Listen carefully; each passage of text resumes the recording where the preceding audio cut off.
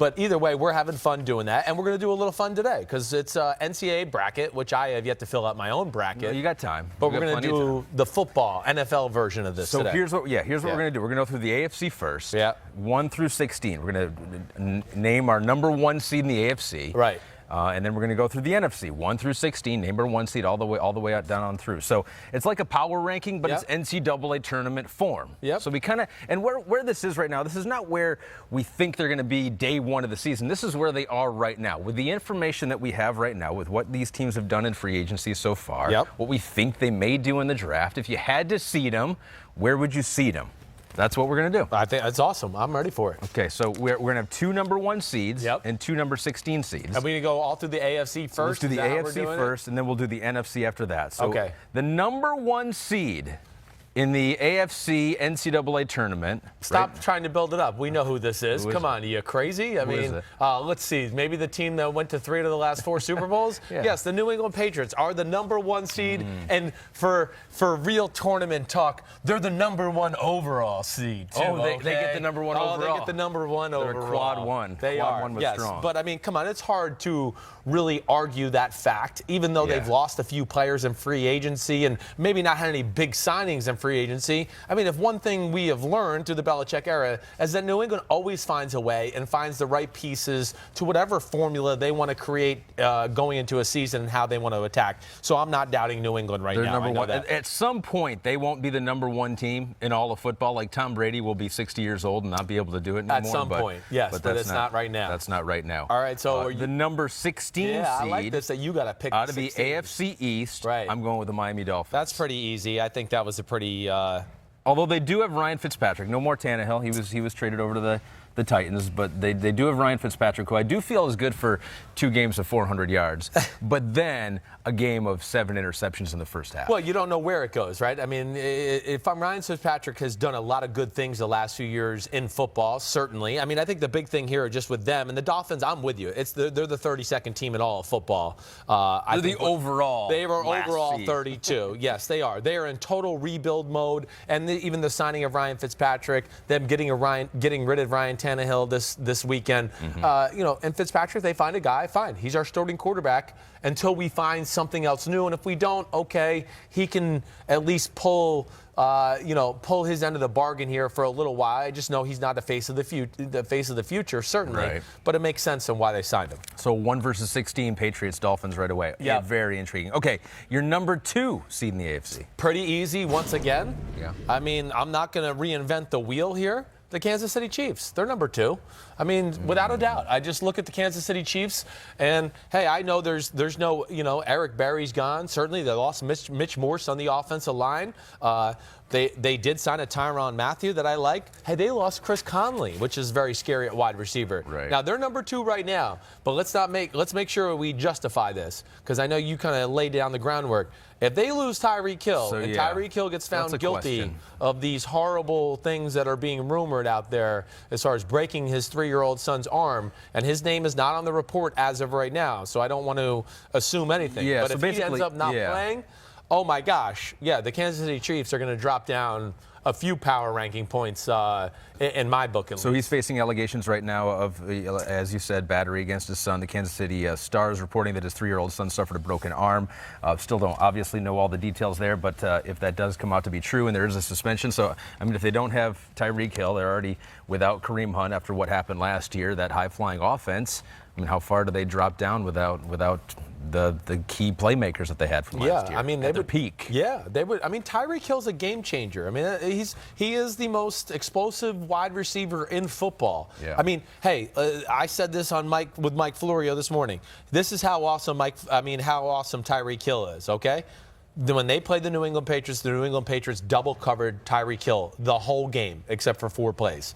I bet you there's not like 5 players in the last 20 years that New England has done that to, where out of how many snaps it was in the game, whatever it was, 80, 90 snaps, the majority of them, except for 3 or 4 sprinkled in zone coverages, they doubled Tyreek Hill. That's how special and much of a game changer he is. I mean, you still got to learn the details of that story. Obviously, what's happening off the field trumps anything that's that's going on the field with the Kansas City Chiefs. So who they playing? So I think I did debate this one a little bit, but with the 15 seed out of the AFC North, I'm going with the Cincinnati Bengals. Yeah, okay. No more Marvin Lewis. Yep. You can't scapegoat him anymore. And I feel like, you know what? Even though they got Zach Taylor, who knows Sean McVay very, very well, sure, which is what got you a coaching job in football this year, right? Yep. If you knew him or you coached with him, you got a coaching job. Yep. I'm gonna say I feel like maybe Bengals fans are gonna feel like, maybe we had it better than we thought. Maybe you know what, mediocrity every year was better than a 3-13 year. Well, every other year. I'm not going to sit here and spend a whole lot of time on the Bengals. There was nothing groundbreaking they did in free agency. They still got playmakers on offense, though. Still have playmakers, yes, no doubt about it. Hey, Mixon at running back is one of the better running backs in football. But the Bengals, I think right now is just, what are they? Who are they? Who are the difference makers they have? What unit is a difference-making unit? And we have questions about the coach. That's why they're a 15 seed. So I totally get that. I'm with you there. Okay, number 3 seed. Number 3 seed. All right. Mm-hmm. Ooh, you don't know quite. No, I know. I think I know. This is a close one. I'm going to go with the Los Angeles Chargers as the number 3 seed. Wow, that feels a little high to me. I understand. And again, I'm not going to let free agency take me and to be a prisoner, if I could have said that nice and more elegantly. You don't want free agency to put you in jail. I'm not going to make it all about free agency. Hey, the teams that spend a lot of money and sign big-time players in free agency, hey, you look back through history, it doesn't always translate to meaning your team's better right away in year one. I mean, we can look at some of the big free agent signings from last year, and I can go, okay, how did it work out for the Vikings? How about the Jets of Tremaine Johnson? I mean, how about Sammy Watkins with the Chiefs? Oh, that's right. None of them worked out that great. So, just because we get obsessed with the sexiness near, I'm still putting the Chargers, who had the second best record in the AFC at 12-4. They're a good football team. Yeah, they haven't done anything crazy in free agency to this point, but they don't need to do a whole lot. They're a pretty good football team and well-rounded. Okay, so 3 seed is the Chargers. I'm going with the 14 seed there, out of the AFC East. Yep. Let's do the Bills. I'm going to go with the Bills there. They've been active. Yes. You've got 10 free agents signed, 9 on the offensive side of the ball. Right. Trying to give some help to Josh Allen. You got John Brown, can stretch the field when healthy. Cole Beasley underneath. One of my all-time favorite players of all time, Frank Gore. Right. The ageless wonder. Yep. They got there on a 1-year, $2 million deal. So I think the Bills, I could have put them higher, but I think this is a good spot for them, 14 seed. If I were you, I probably would have gone a little higher, but you're the king of the lower bracket, so we'll let you do that. So that could be an early upset. The Bills, to me, I'm not going to say it's an upset, but the Bills are one of those teams I'd say watch out for. Josh Allen has the type of talent to change things around. Hey, I really like what they did on the offensive line. Mitch Morse, Ty Nsekhe, John Brown, Cole Beasley at wide receiver, signed Kevin Johnson at cornerback. I mean, the Bills are building their team the right way. They've improved it. That is undeniable. Probably a little low to me at 14, but I understand it. I mean, I get it. There's probably one other team that I probably would have put before them at this, and we'll probably get to that here in the next minute or two. Bills, that could be too low of a seed for them. We'll see how it all shakes out. Yeah, we will. Okay. We will see. 4 seed. 4 seed. I believe, Lind. No. Yeah. Yes. I guess. Yes, in the AFC. I'm doing it. And I know I just talked about not being a prisoner of the moment in free agency. I get it. Now you're a prisoner. But I'm a prisoner with this one.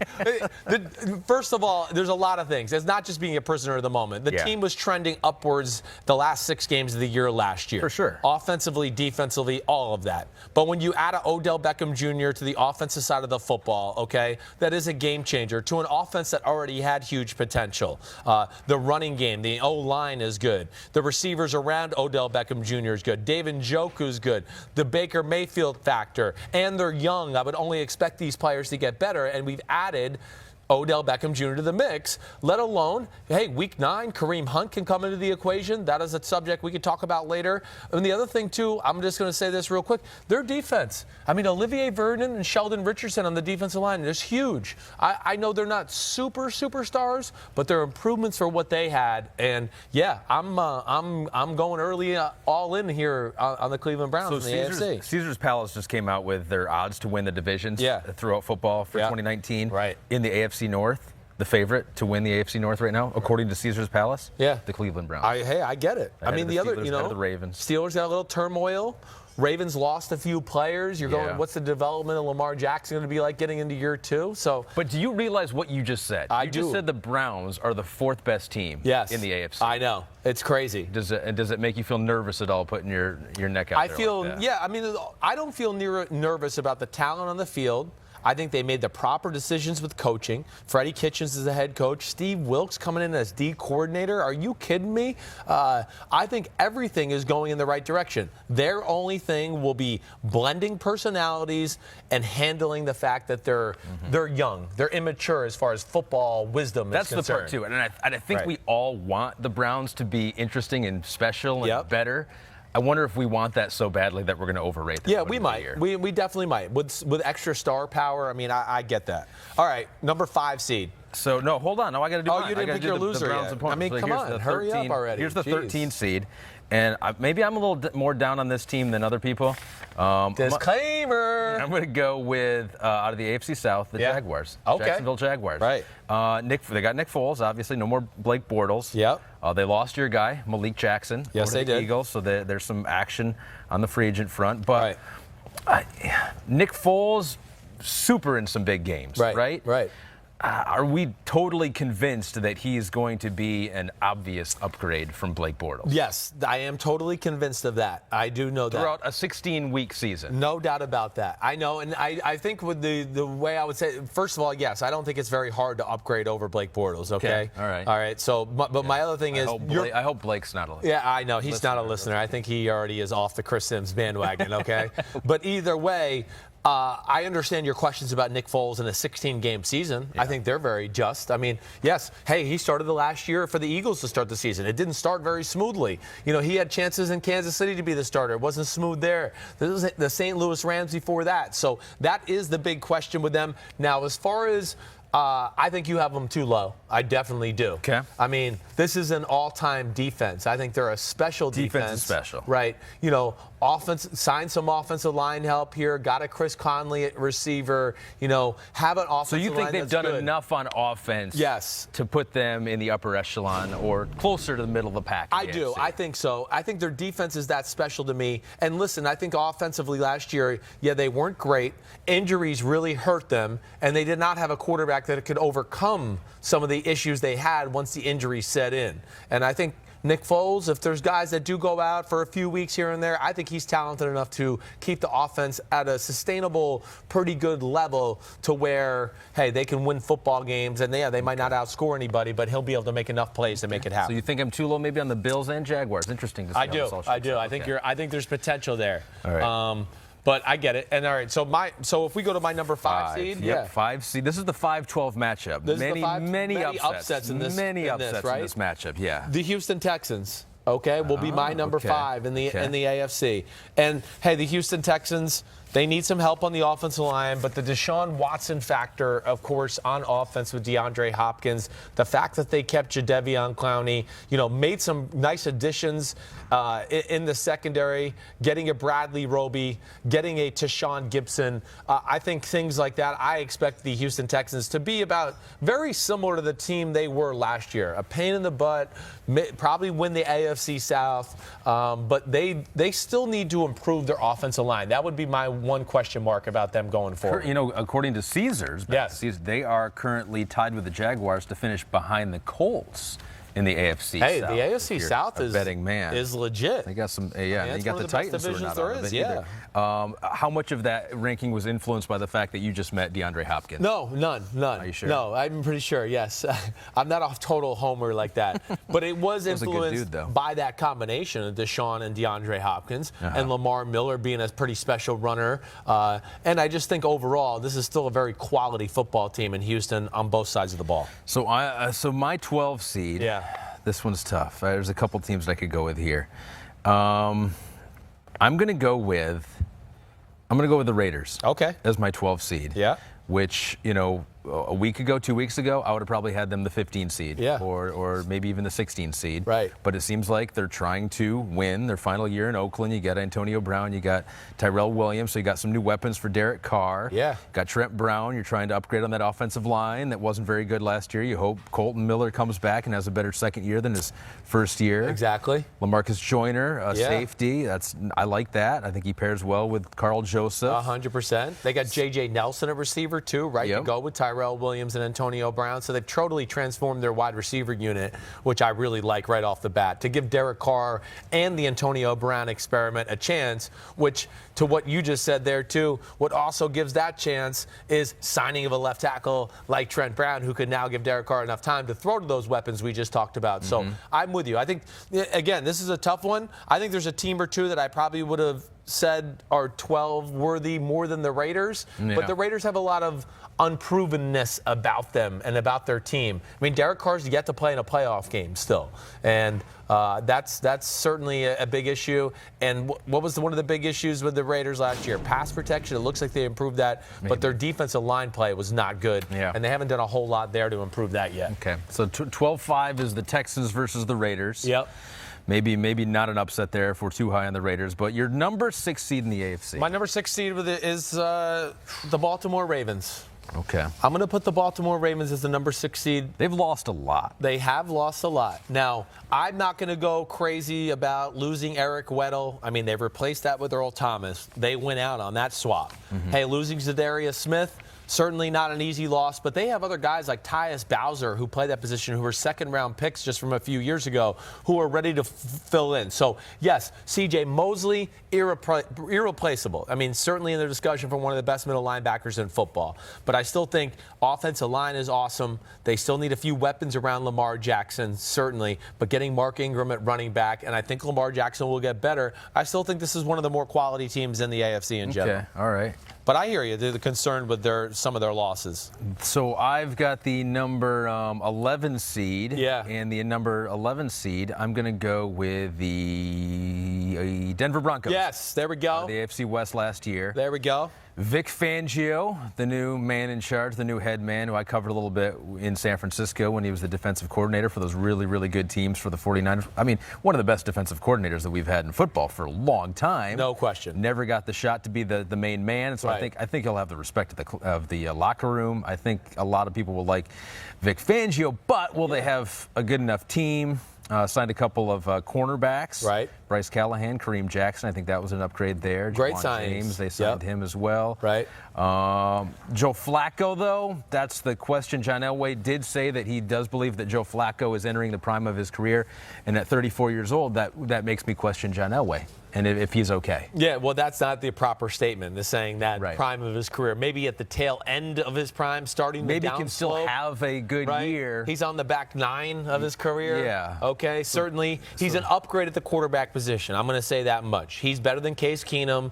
He's going to give that team belief and confidence that they can win in big games because Joe Flacco has delivered that way many times for the Baltimore Ravens. Hey, you mentioned some of the things they did on the defensive side of the ball. Juwan James at tackle, certainly I think they overpaid for him maybe a little bit, but certainly it was an area of need.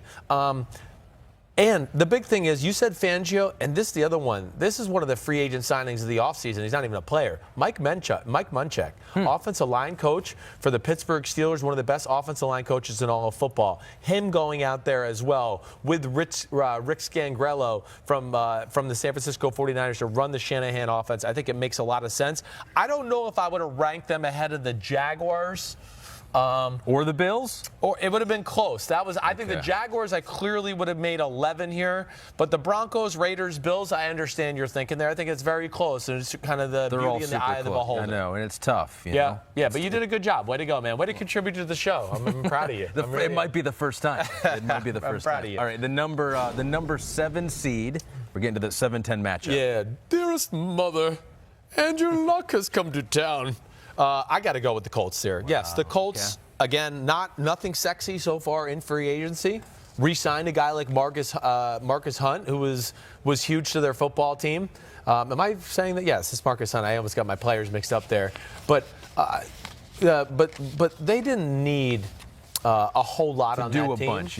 When you have Andrew Luck and a healthy Andrew Luck, you and feel then like one of the best offensive lines in football, if not the best. They got a Devin Funchess on the offensive side of the ball just to have a big target to throw jump balls, back shoulder balls. But, hey, again, this is Chris Ballard. He has a plan of attack, and I still think this team is just growing. It's young talent that's kind of just going to grow right in front of us. So I put them at number 7. Okay, so they're number 7. You might actually be low on them a little bit. I might be. Listen, I struggle favored to win the AFC South. Between them, the Texans, and, of course, the Baltimore Ravens. That was certainly a little bit of a toss-up there. My number 10 seed will be the Tennessee Titans. Okay. I'm going with the Tennessee Titans as the number 10 seed. They added that edge rusher in Cameron Wake. Yes. They got Roger Saffold to try to shore up the offensive line. That was a really good signing by them. You have Adam Humphries at wide receiver, given Marcus Mariota. Phenomenal signing. You like that one? I think for the slot receiver type, Adam Humphries. I know New England really wanted him, and they were in that conversation with him. He's that kind of guy. He's a Julian Edelman-ish type of talent in the middle. Not going to fly by you for 70 yards, but all those underneath routes, he's very special. Yeah, you talked about Saffold. He's a really good guard. Got Tannehill, backup for Marcus. Do you buy the reports and rumors out there that maybe they're looking at him to battle Marcus at all for that starting gig? I would argue that he's every bit as good as Marcus Mariota, if not better. And it makes sense from just a scheme fit, okay? Just from the fact of, hey, Marcus Mariota goes down, Ryan Tannehill could come in, you could still run read options, bootlegs, do all the movement things that Mariota did. So I'm all for that. Yes, okay. Although cool on the current depth chart, they have no third-string quarterback, which worries me because that person may be starting week 3. Well, seriously, because they do have injury. They do have injury history. No doubt about that. Okay.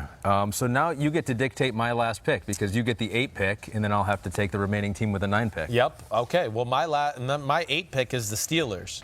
Okay. Which is, I actually couldn't even believe I had them here. I guess this is what the offseason. Wait, you're the ones that what do you mean? You thought they should be higher? You picked the 1 through 7. I know. I'm saying I struggled with it in my own life. Yeah, I'm making the Steelers number 8 right now, just I guess because of the unknown and how the offensive formula will work on that side of the ball. James Conner's good. Again, he's not Le'Veon Bell. Couldn't stay healthy through his first full year as a starting running back. Ben Roethlisberger, full offseason here of criticism that he's going to get. No Antonio Brown, Juju Smith-Schuster. How's he going to fit as being the true number 1 marked man, right? James Washington, he wasn't very impressive last year as a rookie, their second-round pick out of Oklahoma State. So I think there's questions about the receiving core, like some of the things they did on the defensive side of the ball. I'm blanking out on the corner they signed, Steven Nelson from the Kansas City Chiefs. That was a nice addition, certainly. I expect Pittsburgh to be in the playoff conversation. I really do. Yeah. The AFC, you can see it's top-heavy. There's some good football teams here. And it's competitive, and I just don't know what to say about them as of right now. So that means the Steelers' first-round opponent would be Le'Veon Bell and the New York Jets. Does that seem high? I mean, we're 8-9 matchup for the Jets. I mean, they've added Lev Bell. You got Jamison Crowder. You got C.J. Mosley, you got Kelechi Osemele on the offensive line from the Raiders, and then you got Greg Williams as your defensive coordinator, who turned down 10 head coaching gigs to take that job as defensive coordinator. You're funny. No, it does. I think the Jets are one of those teams that are not as far off as maybe the public realizes. Okay, and then what they did on the offensive side, I mean, they've had one of the better free agencies so far to this point. Getting C.J. Mosley, signing Kelechi Osemele, Le'Veon Bell, of course, Jamison Crowder is a slot receiver. I think that was a huge move for them. So, no, I'm with you. Darnold's got to take a step. I would have had the Jets number. So the two teams, when I did my power rankings, just to let you know, the teams I had in front of the Jets in the AFC, the Steelers, the Jaguars, and I had the Titans in front of them. So those 3 I had in front of them. Okay. But it's debatable. So you would have had the Jets lower. A little lower. Let's take a look at our bracket over there. So at the bottom of the rankings, You would maybe have the Bills a little higher, the Jaguars. Bills we have as a 14 seed, Jaguars as a 13 seed. Right. You'd have them a little higher. You'd have the Jets down a little farther, but you can see the promise in the Jets, though. I can see the promise in the Jets. The Jets are a team on the rise. You know, getting Adam Gase, I think that's worth a win or two in itself. Greg Williams on the defensive side of the ball, I like that. Sam Darnold's growth, Le'Veon Bell around him. I think there's a lot of things to be positive about in the New York Jets. I think we have some breaking news on the Bengals. Are you serious? Peter, producer, just get in my ear about What'd they do? I don't know. Did they trade up to get a... Burfict has been released. Oh, they're done with the Vontaze Burfict experiment. I That's will all hold over. them at 15 in our seeding. That does not change my seeding. No, at all. it does not. They're still better than the Dolphins. Still better than the Dolphins. We'll give them that. If they cut AJ Green, I would still hold them at 15. I still think they're better than the Dolphins. I think I agree with you. You're right. It would take a lot. Okay. Yes. All right.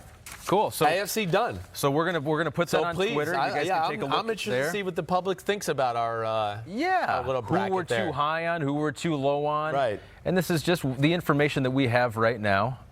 This is all what we have right now, and so we'd love to go through it too and pick the winners through it. Should we do that on our podcast, Pete? Should we pick the winners?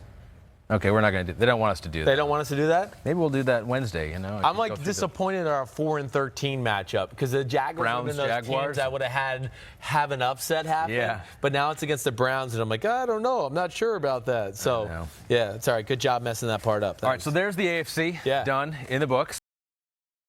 Hi, I'm Mike Tirico, and thanks for watching. Make sure to hit subscribe for the latest news and highlights from NBC Sports.